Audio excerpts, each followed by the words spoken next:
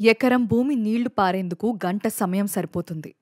తెలంగాణ రాష్ట్రంలో ఉన్న 58 లక్షల కమతాల్లో 95% చిన్న, సన్నకారు రైతులవే.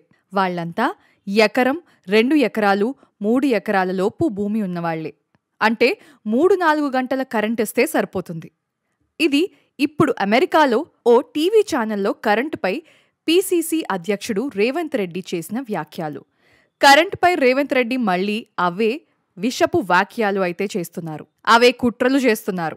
వ్యవసాయానికి 3 గంటలిస్తే సరిపోతుందని 3 నెలల క్రితం అమెరికాలో తన కుట్ర కోణాన్ని బయటపెట్టిన ఆయన తాజాగా మరోసారి అవే వ్యాఖ్యలు చేశారు. ఒక్కసారి అంటే పొరపాటున అన్నారేమో అనుకోవచ్చు.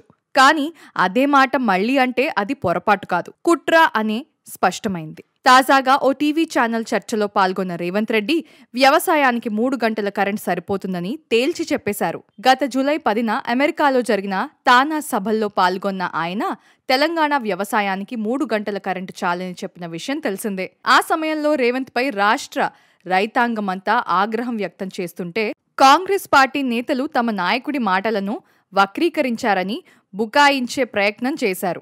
కానీ రేవంత్ మళ్లీ అదే మాట మాట్లాడి తాను అమెరికాలో సోయిలో ఉండే ఆ మాటలు అన్నట్టు తేటతెల్లం చేశారు.